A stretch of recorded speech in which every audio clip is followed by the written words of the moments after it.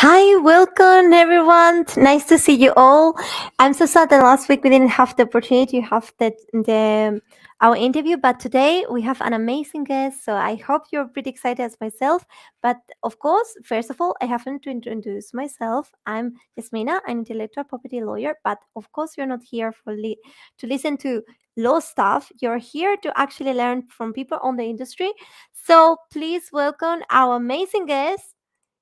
Ivana, thank you so much for being here. Hi, everybody. Hi, Yasmina. Nice meeting you. Nice seeing you.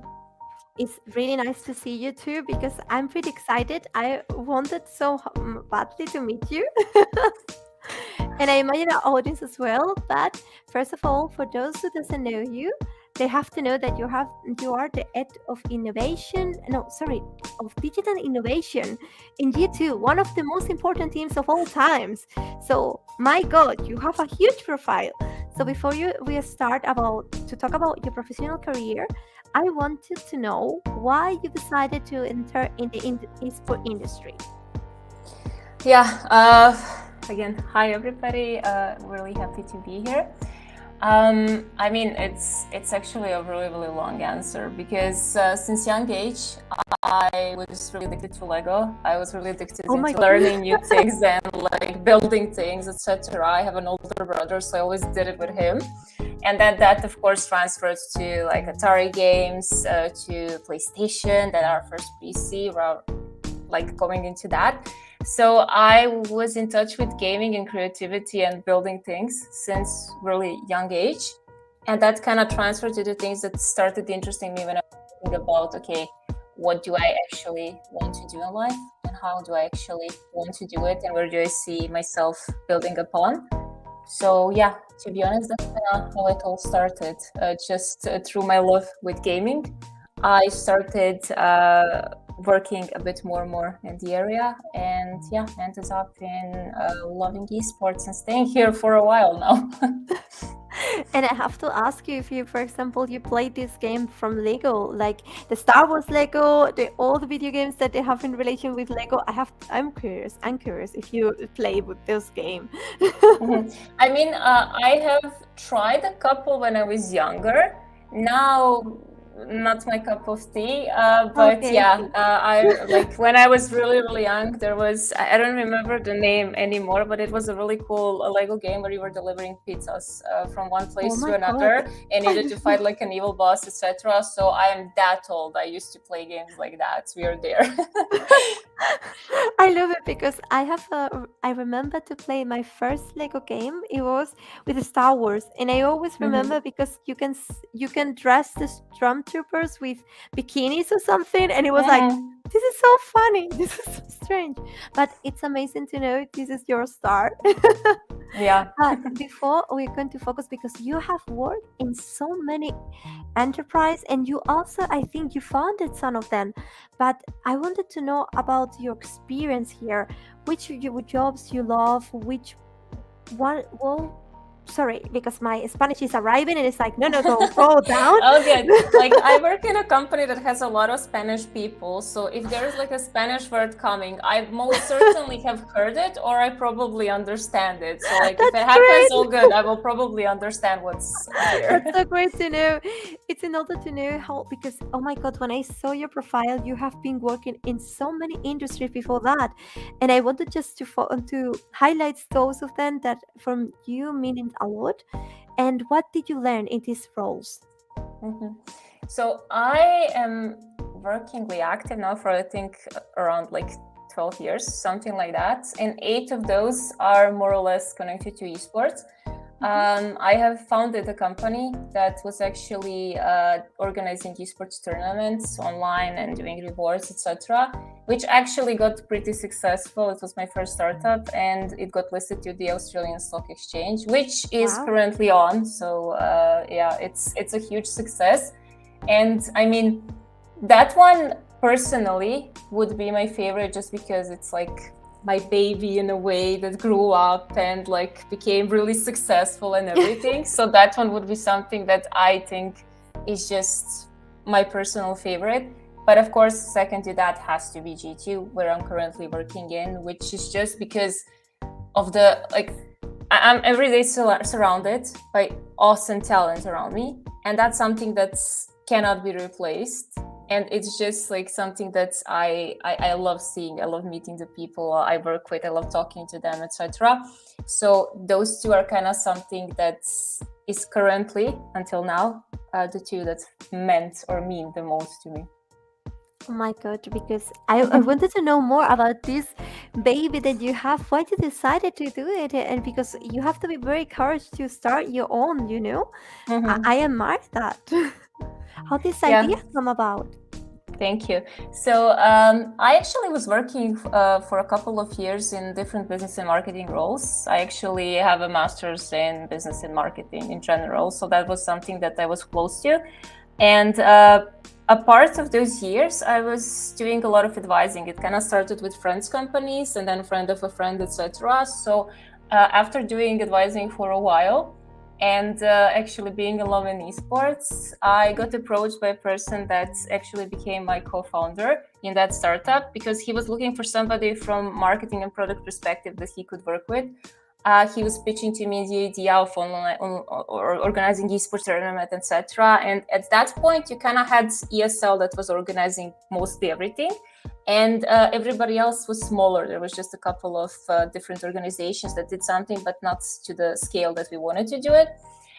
So yeah, we kind of started it. We had a lot of ups and downs, to be honest. Like, it took us 4 years to list it, which is usually fast, but those 4 years were a proper startup story challenge, with us having months of not having any money, like eating pasta for a month. I'm not exaggerating. God. I would love to that I am, but like it was like that. To the like changing different teams, etc. Because some people started and then they realized it's just not something that they are up for, because it is a 24/7, 7-day-a-week job if you have a company and if you're in the founding members. And it was like a lot of, I said, ups and downs and challenges. But luckily at the end, we just never stopped. It was never like an option to just stop and say, okay, this won't work. We always were innovating. We're thinking about, okay, maybe we do this approach, maybe we do that approach, maybe we should completely start thinking about it completely different. And like one of those approaches worked. We attracted the right investors. It ended up going into the listing and everything. It's currently successful. So at the end of the day, I mean, yeah. No, but it's amazing, because I think it takes a lot of effort and a lot of sacrifice. And of course, if you do it in 4 years, it's actually really lucky to be able to be stable and 10 years. But of course, with a lot of sacrifice, and as you say, eating pasta. Yeah, a lot of pasta. So if you want to succeed, like, just start eating pasta as soon as possible. Look into different recipes, like learn cooking it on a really tight budget, and you're good. So the key of success is pasta at the end. The Yes, Italians the Italians are going to be happy. So now I wanted to focus, of course. I imagine all of the audience want to know about your story with G2. How did you start? How did you encourage yourself to go inside? How was actually the select process? Because tell me everything if you can. Yeah. So of course I knew about G2 Esports through being in the industry for years, and I was at a stage of my life where I was advising a lot of startups, and that was something that I still love and it still excites me, etc. But I wanted to have a bigger, better challenge. So I was kind of looking into companies that I was interested in with working. I knew somebody from G2, so I basically just sent them a message asking, like, is there something that would be interesting for me regarding my profile and everything? And there was, of course, had interviews, etc. To be honest, like, even the person that I knew, it was more like a acquaintance or something like that than a friend or something. So of course I did the entire interview process as everybody else did. It was the same as me, just sending the CV and trying it out and trying my luck. So guys, please do that because it works. And yeah, went through the entire process, was tested a lot, and at the end of the day got the role. Accepted to be a membership marketing manager, which was a bit lower than what I usually do. But I mean, to be honest, I wanted to do it in G2 because I realized that at this point in my life, I just want to be surrounded with people that know a lot more than I do, that I can learn from, that I can evolve from. And that is something by like having gone through this interview process in G2, I saw in the people that are interviewing me, and I wanted to be a part of that. I wanted to learn from them daily. And I think I made a really good choice, because honestly, even today, now I'm here for 2 years and 3 months. I am still learning. There's never a day that I'm not talking to somebody and learning something new. So yeah, just saying it again, guys, send your CVs. We read all of them, and basically works for me. So please, if the audience are listened, please send your CV, because you never know what's going to happen. And if you have any questions, go ahead, because we can launch in here. I have a lot of questions ready, but we always will please if you have any questions. And of course, I think it's quite interesting, as you said, because I understand what you mean, like going to a job that actually you learn from there and try to learn as much as you can. Like for example, I like to be in a place that you can learn from, because and it's really, really nice to hear that you're still learning. It's Mhm. really, really glad to hear. But I wanted to know more about this role that you play before you are the position that you are now. So what it does it mean to be a membership marketing? What is the performance that you have to do in this kind of team or enterprise? Mm-hmm. So regarding that one, it was specified to work on user engagement and different things that we could do as G2 to help improve user engagement. That's it, kind of more or less. It was looking into what we're doing on social media, looking into what we're doing on different types of engagements that we have through users, even live, and kind of seeing if there's something that we could do to unify all that, or to improve it, or to provide new ways, etc. So it's kind of trying to see how much we can give to our fans, how much we can learn from them, and what we can kind of, again, like give them at the end of the day that would be something that they would be happy with. Okay, thank you so much, because I wanted to know a little bit about that role. But how did you pass from this position to the head of digital innovation? How was this specific process? It was fast. I'm gonna be really honest. Like, I started in February, and I think 3 months after or 4 months after, I was already more or less doing the role. I was officially put into that role, I think 5 months later or something like that, 5 to 6. And starting then, I was head of digital. And last year, in second half of the year, I also got innovation as a department. So it was mostly, again, for everybody listening, it was mostly myself coming into the company, proving how much I can do. G2 as a company immediately realizing the potential, which they do and which we do. In people when they join. So if you just join in one role, it doesn't mean you are cemented to it for eternity. I'm basically the proof that it's not like that. If you show incentive, if there's a lot of progress, a lot of more things that you actually can do, people will recognize it extremely fast and basically will put you into the positions that you should be in. So that was it for me. Like I said, after I think 5 or 6 months, I was promoted, got another department last year. So currently fully booked in a lot of things, but again, like really enjoying it and really happy to have the privilege to work on so many awesome things. I'm really happy for you, but of course, I wanted to know what involves, what is this position entails, because of course, it's not so often to hear innovation, especially when we are talking about teams. So I'm really curious. I don't know if the audience is, but I am. I wanted to know what is your daily basis. So as a head of digital and innovation in a company as G2 Esports, I am covering a lot of different things and projects. I'm covering fully the websites that you see live. I am covering the entire of our internal data project, which, if we go more into depth, is one of the most complex ones that you have in esports, and one of the top ones in the world. So surprisingly, G2 actually invests a lot of money into data and setting the proper data pipeline and working into that. I'm fully covering all of the innovation projects that we have. I cannot speak about a lot of them just because we're Oh, actually shame. launching them, like a lot of them in the next 1 to 3 months. So it's going to be really fun for our fans and for our community in general.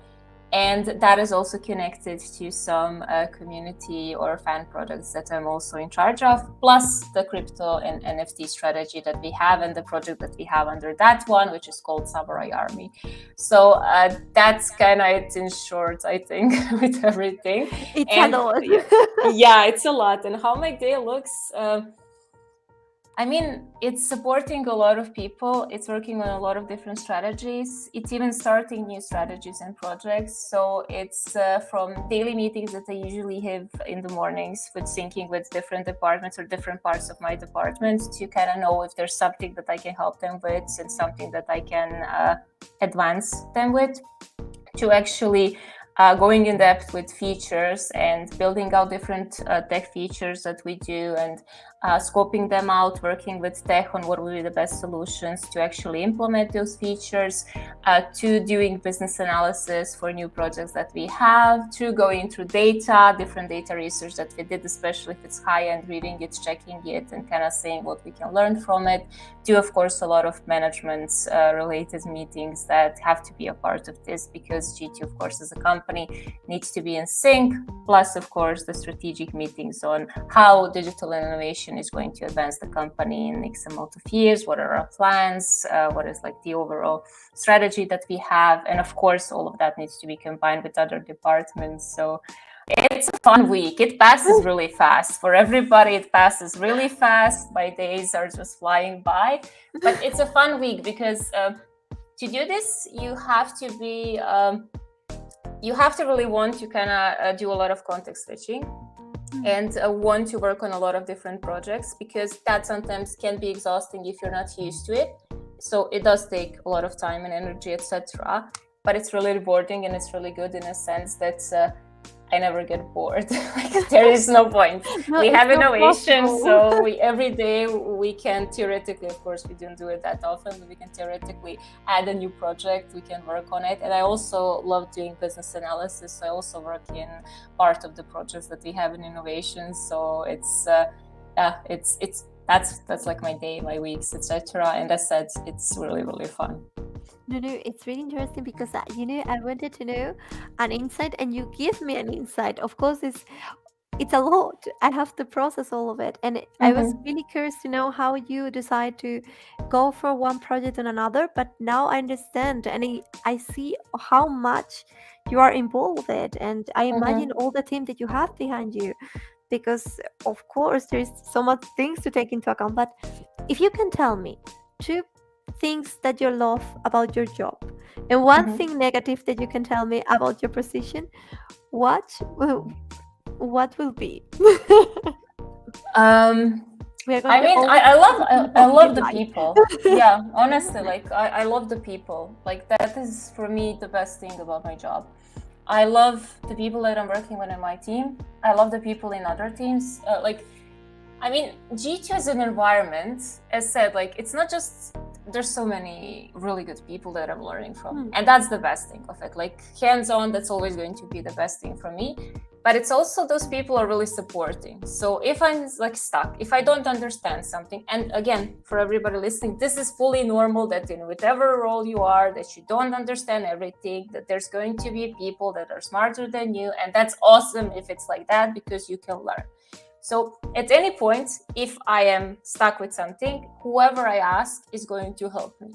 And that's, for me, like the top thing in working in this. And that's something that amuses me, because each day I have this joy of going to work, because I know that I'm going to like work with people that I respect, that I can learn from, and that just when it's a bad day, when you're like tired or something, they're just gonna say something and make you smile. And that's the type of environment I work with. So I'm happy for that.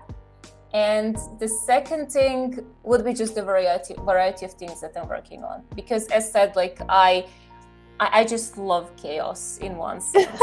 And my startup experience was a lot of chaos. And for me, honestly, when I came for G2, when you have like constant working hours to like set working time, working hours, etc., and peace during weekends, etc. For me, it was a bit peaceful. But just when you start really going into depth, and when I started working as head of digital, then as additionally added innovation, it just like, it's so many different things and it's so many different concepts, and I basically, like, I have the best job in the world because I can build whatever I want. Like if it makes enough sense, we can build chaos as in G2. So and we were doing that. So it amuses me because there is no like limitations to anything that we want to do. And I mean, if I have to, like, negative wise, of course, this is, again, it's not a job for everybody. This is something that you do, as I said, there are a lot of context switching. You have working hours that, of course, you can't expect if you do a lot, like 9 to 5 or something like that, which in my sense is normal and I'm fully okay with it. But yeah, those are some things, like if you want to have like a normal stable hours, etc., the startup environment is not for that. And I think a lot of people kind of have this illusion that, oh, it's really cool to be I don't know, ahead or something like that, and it really is. But also there is always, with everything else, there's always minuses, and time is one of those. Like, you are really limited in your time. That's a great thing to hear. And we have our first question here from Joseph. Sorry if I don't pronounce great your last name, listed. How important is to be a gamer, even casual one, in order to understand and work with challenges of an esport industry? So, ciao Josip, if you are from Croatia or Serbia or some closer country, because I'm Croatian, so I kind of see the name and surname, and it sounds like something from this area. I mean, it's not, to be honest. Like, we have a lot of people, like most of the people in G2 are gamers, and they play some games, they understand it, etc. But we also have people who just are not into games, never were into games, etc., but are so good of an expert that you would never say that, because at some point when you learn specific processes, you just need to be able to put them into different markets. So it doesn't mean that much if you don't understand it. And if you are in G2 after a while, even the ones that were like completely not into gaming, you start to be, because we're working together in the office. Afterwards, if G2 is playing in any game, we are watching it together over beer, etc. So you kind of start like being a part of that community, and start like just spending a bit more time with people outside of the office and like watching the games in the office, etc. So you kind of start watching it, you start playing it, so you are good. So yeah, hello Croatia. But yeah, in short, you don't need to be a professional gamer, you don't need to be even a casual gamer. It's easier for you because it's the market, but of course at the end of the day, no, not a requirement. It's just you have to know like what you do in your specific area, and everything else, it can be a plus, but nothing relevant. So great. And if you have more questions, go ahead, because we have an amazing guest here. So take advantage. And thank you so much for your questions. And of course, I wanted to know more about your role. But for example, if someone wants to work with you in your department, in your area, what piece of advice you will give them? Like, what should we be aware of? What kind of qualities you will think it will be necessary to work with you? Of course, as you say, of course, it's not a job for everyone. To love chaos, as far as I see. Yeah. But what else you think it's important to have? I mean, of course, you have to be skilled in your area. So if I'm hiring a developer, of course, they need to know specific languages that we work with. If I'm hiring a PM for the innovation department, of course, they need to be able to have some experience in being a business analyst or doing like some sort of research, let's say it like that. So of course, you have to have professional experience beforehand. And then, of course, how much experience depends if it's like a junior, mid-year, or senior role. Additionally to that, I hire people who I kind of see when I discuss with them, when I talk with them, that they can be exceptional. I can't really explain it differently, but I build an exceptional team. So if you are eager to learn, if I can see in you like the desire to basically move, and the desire to try to be the best version of yourself. And if I see that I can help you to go into that, to build you like that, to like advise you, give you the knowledge, etc., that's something that's a huge plus for me. And I generally like people who are on time and professional and who are nice. So in general, you will see that, I mean, if you're a part of digital innovation, we have like weekly meetings where we for an hour play some games as a department. Nice. It's like it's 10 of us currently, and we are playing around and we just do something together. We have monthly meetings where we basically see each other for a couple of hours, sometimes even like in person. I mean, it was COVID time, so we couldn't do it as often, but 2 months ago we were in Berlin for a couple of days, just like going on dinner and enjoying our time together, etc.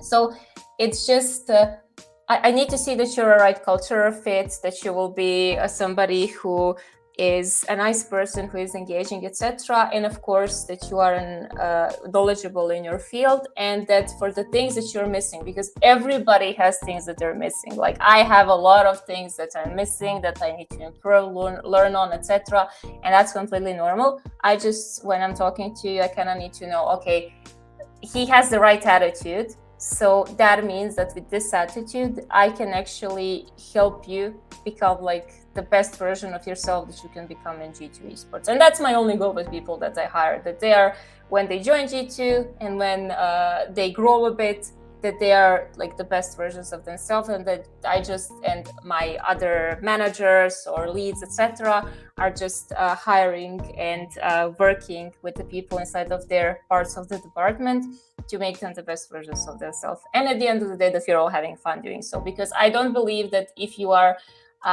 going into work and you're feeling stressed, I don't believe in that. Like that doesn't help in absolutely any way. So for me, work needs to be something that you are, I don't know, feeling happy to do. I mean, at least positive, if not happy. Yeah, if I you're tired in hope the more morning, you people haven't share drank that your thought. coffee. I really So, hope yeah. you plan up to find more people like you in the world, because it's amazing. And please, guys, if there is someone who's thinking about apply, you have your amazing promos here. So please apply if you think your profile could be really interesting and you have all the requirements. So go ahead. Yeah, honestly, like I can just second that. We have a lot of things happening. We have a lot of roles that are online on the website. If there is not a role that you are proficient in, but you really want to work with me, and just, I mean, you know now what my LinkedIn is, like send me a CV. If you don't have something now, I can always check in the future. It's that honestly, like I'm always looking for talented people with the right attitude. So why not? So here, later I will put all the social media so they can follow you. That will be really nice. And of course, now we will have to focus a little bit. How is for you to work in a enterprise like G2? How, because of course you have previous experience, you founded your own, but what are the main needs that you observe here? What for you it was really challenging to be part of this huge team? I wanted to know your experience and your personal thought about it.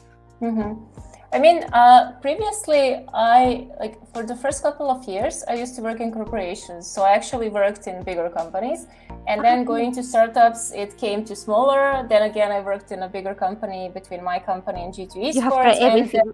Yeah, I went through everything, to be honest.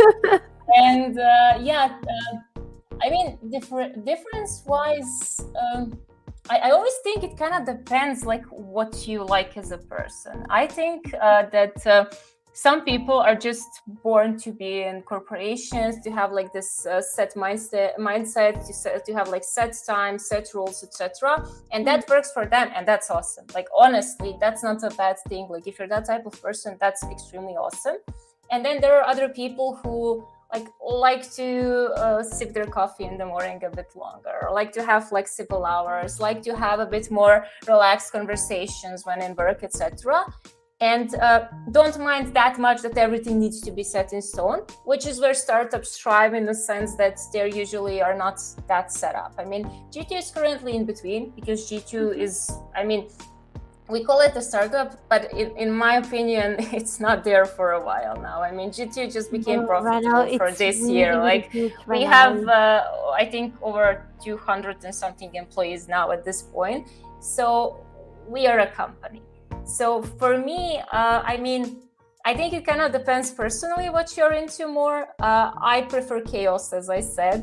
That's something that I thrive Now in as I a will culture. remember you as the chaotic girl. I'm going to remember That's you good. like That's good. I like that. Oh, but yeah, I mean, I prefer that. So I think it's like personal preferences. But of course, I mean, you have to be ready that chaos comes with a lot of things not being in order. So yeah, always kind of think about it from that end. But I mean, just to add upon that, because I don't want that it's like perceived a bit differently. The chaos that happens is on my level, so in like head level, etc. It's not inside you too. Yeah, it's not. Yeah, but it's also like G2 as a company. If I'm thinking about like people that work in my department, they usually do work at set times. They usually don't have if we have an MSA launch or something like that, of course they're gonna stay like for 1 or 2 hours to track a bit more. But in general, they work at until specific times. They finish there, etc. So the chaos comes from roles that are ahead, that are management, etc. The chaos, even in a company as G2, doesn't come from general roles. So even my leads finish most of the time at normal times and don't have anything additionally. So I just don't want that people are like afraid, oh no, I'm gonna like be overworked, etc. No, that comes with specific roles, etc. That is something that I have. But for everybody here, for you guys, trust me, of course, you need to be ready to work. Of course, a lot is going to be expected from you in startups or in companies that still have some startup vibes. But it's manageable. It's not bad if you're out for it. And again, if you're for preparations a bit more, that's also completely okay. It's a healthy way of life. I hear people live longer, etc. So yeah, that's what you want.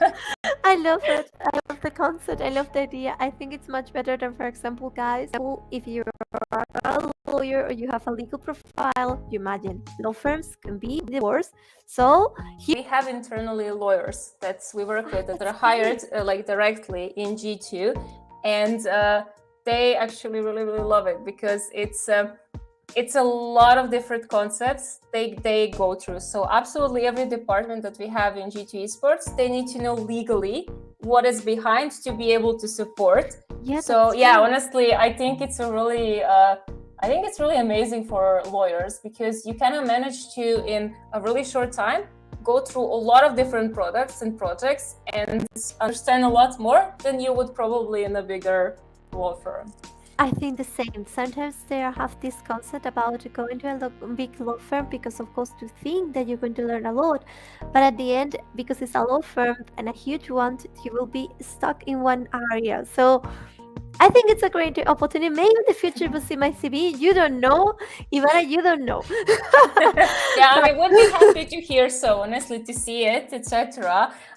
Because, I mean, why not? Honestly, if you're more into that, you actually can learn a lot. And I think that's, again, coming back to startups, that's like the best thing of it, because you learn so many different things and so many different projects that you just, in a scope of a year, you can learn a lot more than you could incorporate in scope of years. So I will take that into account. But first, we have to focus again.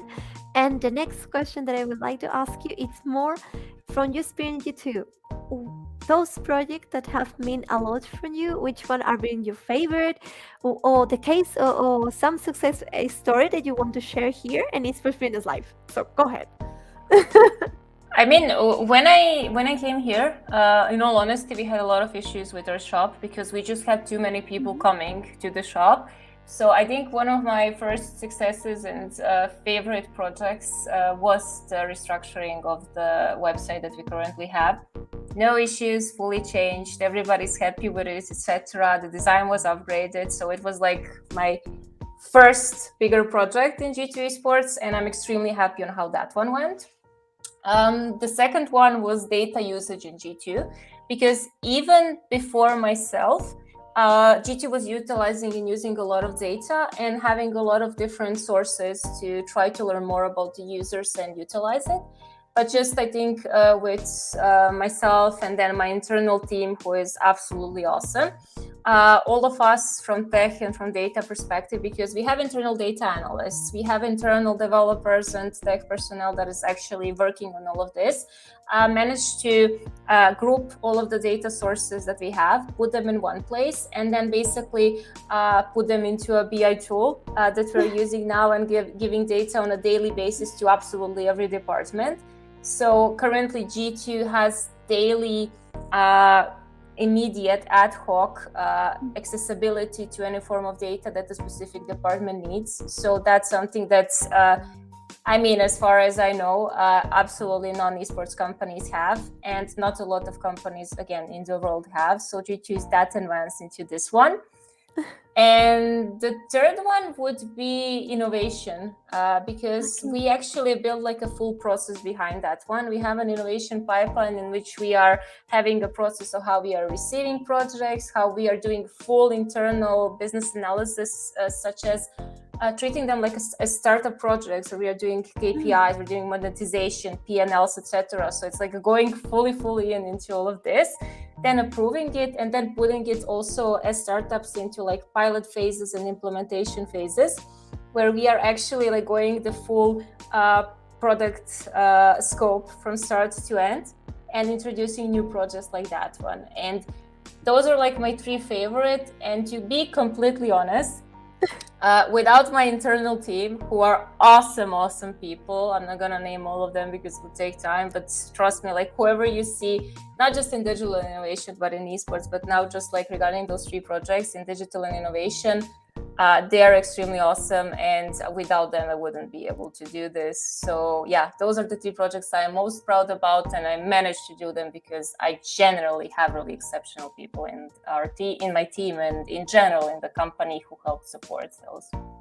So I hope they listen here and they come to improving Me too. And tomorrow morning they're like happy on the call and we're like, oh, you said nice things about us and everything. I hope they're listening here, and if not, they pass the link and say, here, she was telling nice things about you. Tomorrow morning I will like put this link and just send them like, listen to this, like it was not under pressure, I said it live, it's gonna be here for a while. So and if you want, I could put a clip about the things that you say and then record and then have it there, so you have it always ready. Nice. I mean, I was planning to do it tomorrow, but if you have it, if I have all good. I will send them everything so if they can check it out. And yeah, this is going to be like a surprise for them, so they see that I said something really nice. But honestly, like without joking, really well deserved. I wouldn't be able to do it without awesome people surrounding me. That's so I'm glad to hear. And we have another question for Joseph. And don't worry, it's really nice to have questions. So go ahead. So he was saying, what's your impression? How open-minded is G2 towards new organizational and content ideas? Actually, esports industry in general, it is. Sorry, because sometimes my content leaks. Oh, good. It is an industry where organizations really support out of the box ideas in every department, or they stick to already known stuff. Two really good questions. I would love to know what is the actually the philosophy behind it. No, like honestly, a really good question. Thank you for that, Josip. G2 is extremely open to new ideas. I mean, only in this year, we have launched our own music video. We have blew a car for a launch of new skin in Rainbow Six as a game, because why not? And we did the entire, I think, 2 or 3 weeks campaign with Seasonic around April's Fool, in which we basically opened a burger shop for a couple of hours in Berlin, because again, why not? Why not?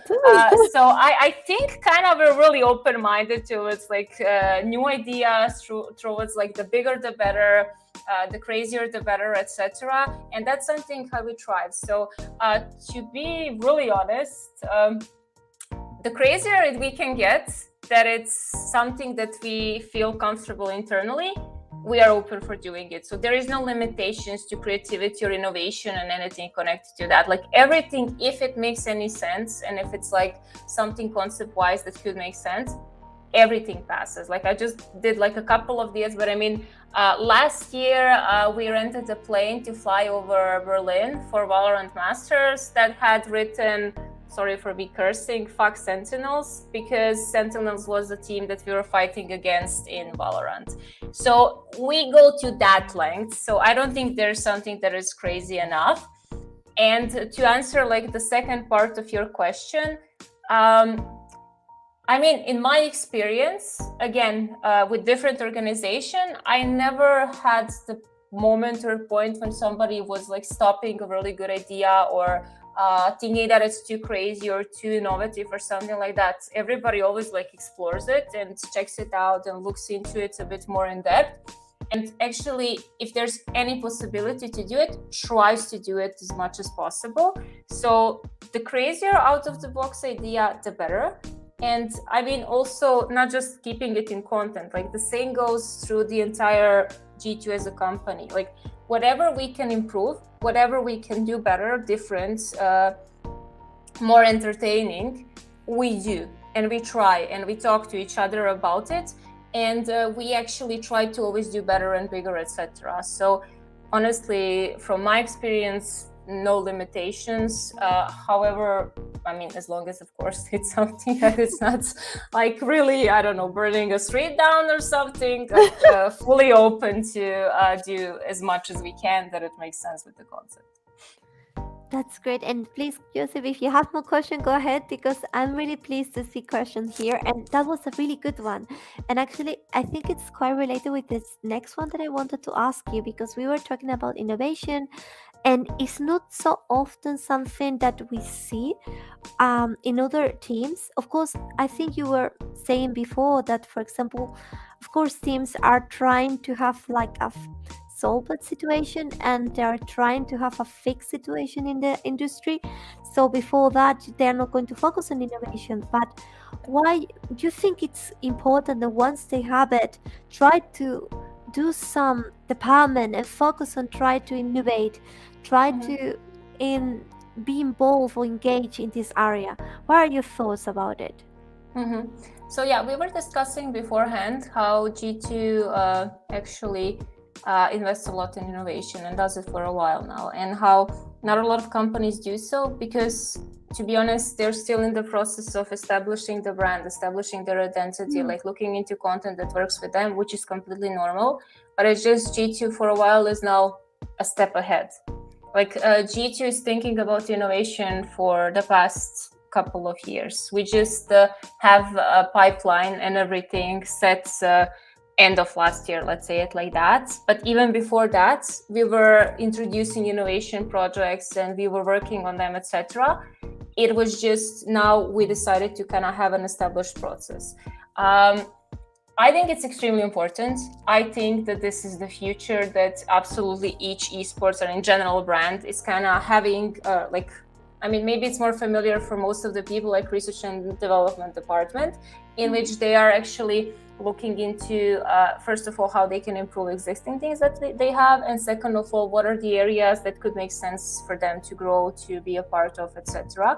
And that's what actually innovation is, in a way, to kind of try look into, okay, this is what we have, this is what we are doing good, this is what we can do better, and this is what we probably didn't look into, but we should, because always, like, if you ask yourself when is the right time to think about the future, you are already a bit late with that.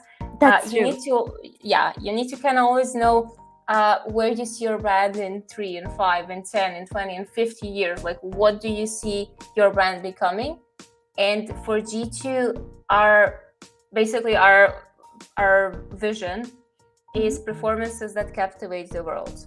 And that's something that we are going live with, in the sense that, of course, we are always going to be fully focused on esports performances. Of course, we always want to be top teams, the best, etc., have the top players and everything. That's never going to change. But content-wise, innovation-wise, experiences-wise, we see ourselves as a company that is going to go so much into in depth with entertainment, with innovation, with content, with different things, and just establish our presence there on an extremely higher level than anybody ever thought an esports company could. And this is why it's important and relevant for absolutely everybody to think about innovation, because that's something that you kind of need to be able to visualize yourself as a company, as a brand, on how we're going to grow in the future and what are you going to be in the future. If you do not, then I mean, you will stagnate as a esports brand or as a general brand, which at the end of the day, if it's okay with you, it's okay. But markets change, people change, desires change, focus changes. So if you're not in the focus, most of the time, that means that you won't be relevant in those 3, 5, 10, or 20 years, which you don't want. So it's kind of, the sooner you can start doing that, or at least thinking about it and having a strategy on where you see yourself and answering those questions, the better for you as a brand.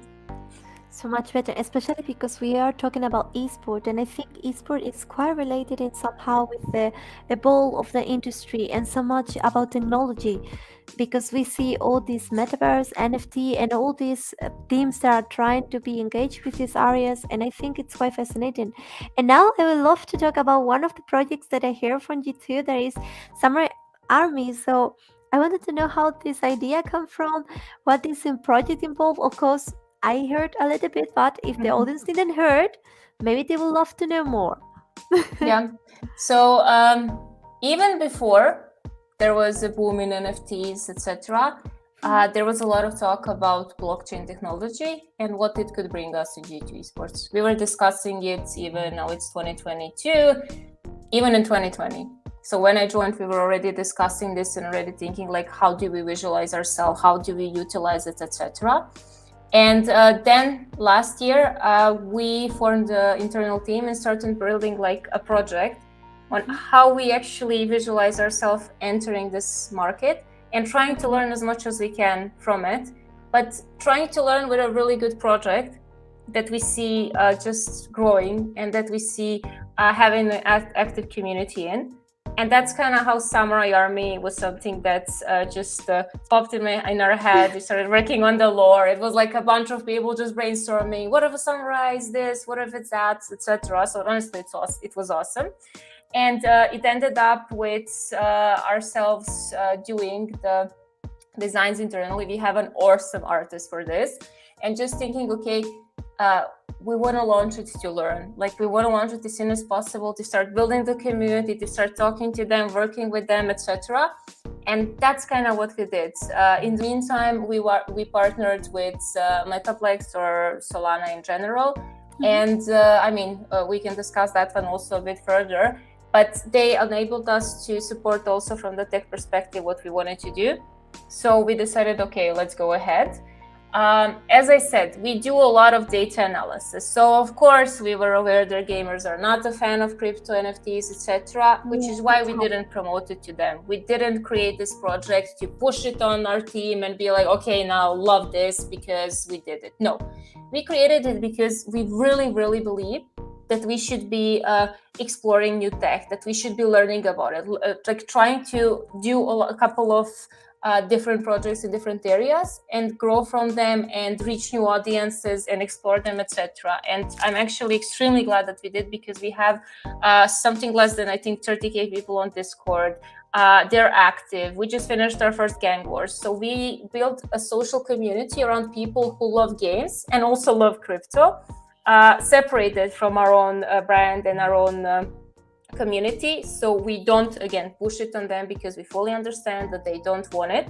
So we are working with a different community that actually is interested into this. And we are working so much in depth that they are actually the ones that are going to help us to grow this project, to shape it, that they're going to help us to learn from it. Because of course, we are on a daily basis learning from the technology what we could do more and how we could approach it a bit more. And that's something that for us was the most important. It's a high quality product.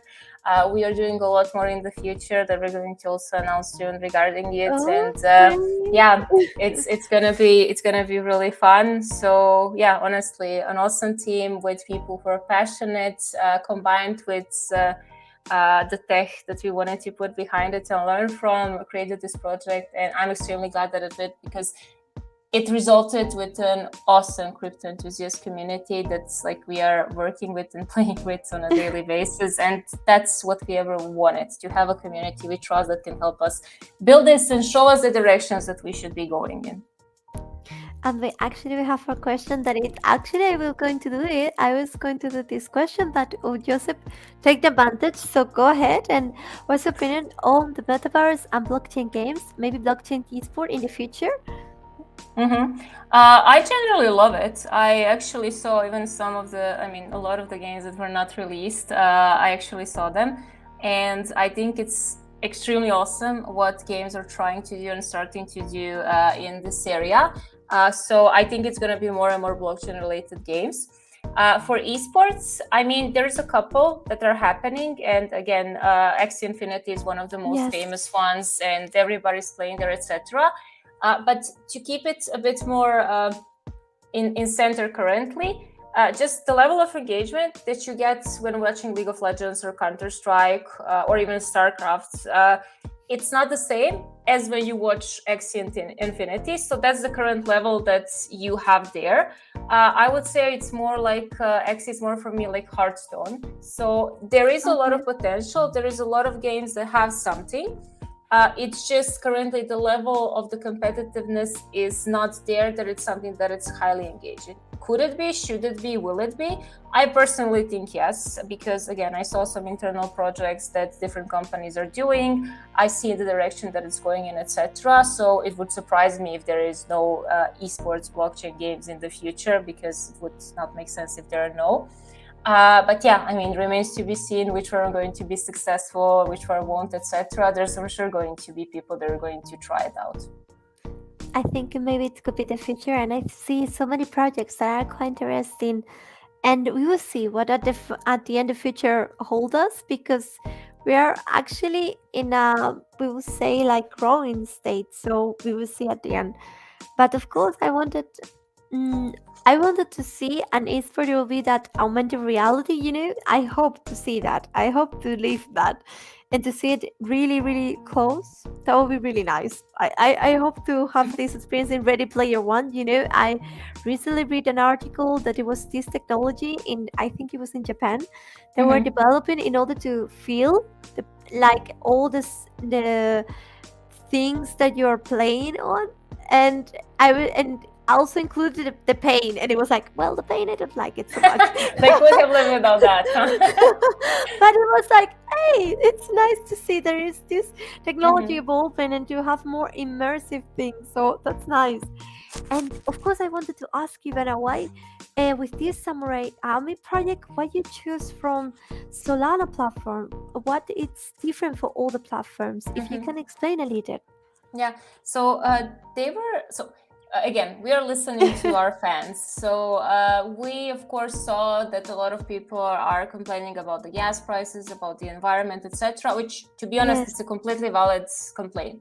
And for us, even though we had a couple of things happening that we could have done in, for example, Ethereum, we decided against it, because we wanted to, like, if we are doing this to explore the project, the tech, etc., we don't want to do any harm by doing so.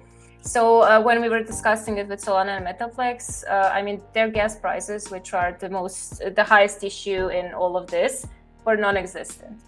And when we launched this, there was like almost to none costs regarding gas fees, etc. So for us, this was something that was extremely important, that we wanted to, when we launched this, we wanted to actually say, okay, we were actually, but like nobody knows, but we were actually spending weeks thinking about this internally and seeing like how to approach it. We really wanted to do it, to test it, but we were like, okay, we want to do something that we are also comfortable with, because of course I have some worries and I share some worries, etc. So we also wanted to do it like that. So for us, this was the main reason. And then second to that, I mean, they were able to provide us the tech support that we needed, because of course, internally for us at some point, which we are already looking into, and we already have some internal resources that can support crypto and blockchain projects in general. But of course, we don't have a team of 50 developers because G2 is currently not a development company. So just utilizing the solutions that Metaplex already has, combined with utilizing the dev resources, internal and external, was something that for us was basically just, okay, we have to do this, we should do this because it makes complete sense. I really like all the strategy you have behind it because, for example, as you say previously, there are members of the team that, for example, they don't like crypto, and I think sometimes it's not so much all the development. I think it's more because there is not a lot of information about the technology, and sometimes it's not the technology itself, it's the people. It's like that you always see. It's always like that. I always say it's not the technology that's bad, it's the people who use it, who are doing bad things. But of course, I would like to know, as you say, there were in 2020 also talking about blockchain, but why you think G2 decided to go to this niche and not all the areas? Well, of course, I think you're going to a lot of them, but I mean, honestly, of course, as everybody else, we are interested into metaverse and what it's going to mean for us and for the future, etc. Of course, at the end of the day, we also want to see and want to be a part of future in which there is a Ready Player Me type of games that we can immerse in and work with, etc. We all hope so.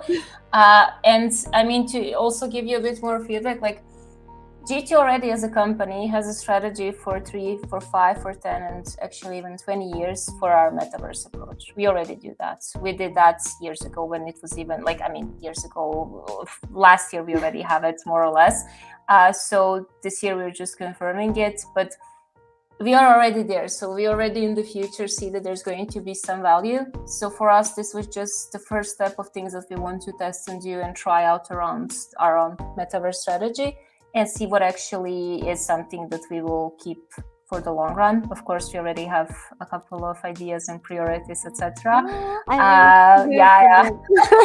really went far with this one. Like, that's the thing. Like G2 really, as I said, like, loves innovation, loves exploring new things, loves going like into all of the chaos and madness and actually thinking about, okay, how are we positioning into this and who we are into this.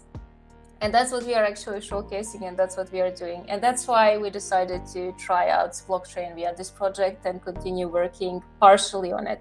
That's why we're going to integrate a lot of different new cool stuff in the next upcoming years and work on them. And I'm sure a lot of them are going to be really something that our fans are happy with. So not everything is completely crypto related. Don't worry about this. It's a big mixture of different things that we're going to do. But yeah, that's kind of how G2 emerged into all of that and what G2 is planning to go ahead with. Oh my god, I'm pretty excited. So I hope I will take a look of all the things and all the news that you will bring in a few months, to see where are the future projects. And it's good to know that you're not only focused about crypto, but also all the projects that I will eager to know about. And now I would like to ask you about the future. Of course, what are your plans for 2022?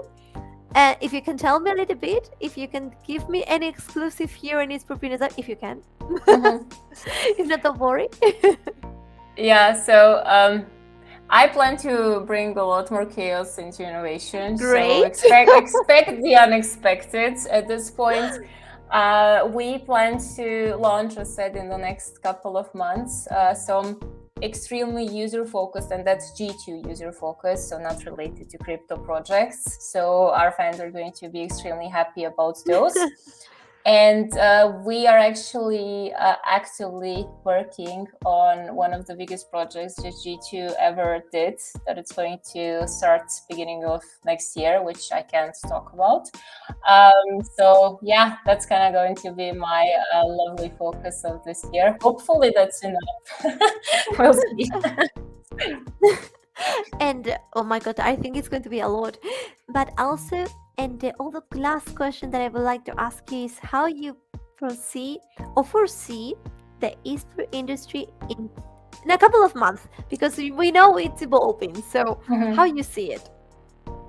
I mean, I see a lot of more teams, and I already see that starting this year, exploring like different things, different projects, trying to enter different markets that they maybe were not a part of, and trying to see what they can do there.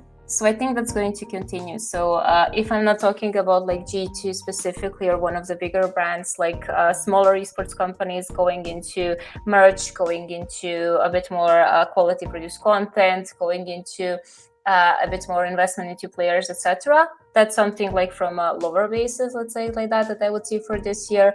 And from the bigger players, I would expect a couple of also bigger announcements, probably related to at least some sort of either user engagement or metaverse in this year, at least like announcements of what's yet to come.